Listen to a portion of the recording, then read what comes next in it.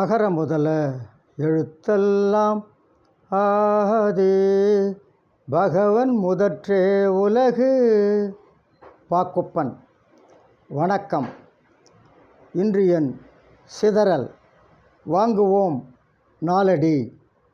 சான்றோர் பெருமக்களே, நாலடியாரில் பொறையுடைமையில் இன்று ஒரு நல்ல பாடல். நாலடியார் பொறையுடைமை.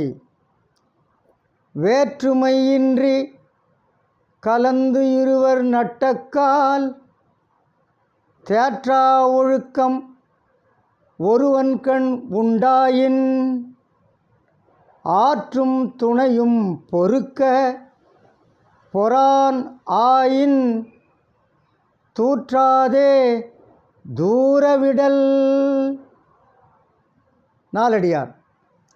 சான்றோர் பெருமக்களே, வேறுபாடு ஒரு சிறிதும் இல்லாமல் ஒன்றுபட்டு இருவர் நண்பர் ஆன பிறகு ஒருவனிடம் தெளிவின்மையால் கூடா ஒழுக்கம் தோன்றினால் அவனை தன்னால் முடிந்த அளவு பொறுத்து கொள்ள வேண்டும். பொறுத்து கொள்ள முடியாத நிலை இருக்குமேயானால் அவனை பிறர் அறிய பழி சொல்லாமல் பழி தூற்றாமல் அவனை விட்டு வெகு தொலைவில் வந்துவிட வேண்டும். சான்றோர் பெருமக்களே, அதான் துட்டனை கண்டால் தூர விலகு சொல்கிறாங்க. கொட்டும் தேள் கிட்ட போகாத,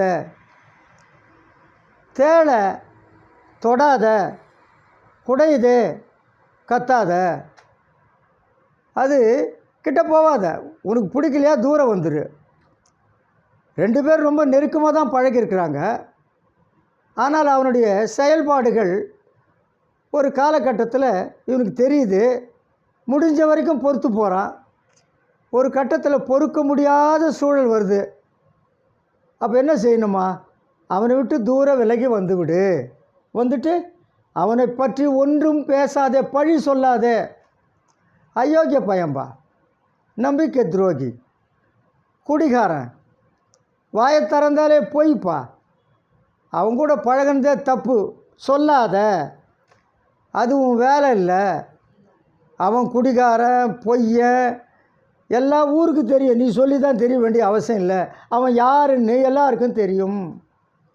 அதனால் நீ போய் அவன்கிட்ட மோசமானவன் பாவம், அவங்க கூட பழகினதே தப்பு. அப்படியெல்லாம் நெருங்கி பழகின பிறகு அவனை பற்றி பலர் அறிய பிறரிடம் பழிக்காதே, பழி சொல்லாதே, பழி தூற்றாதே.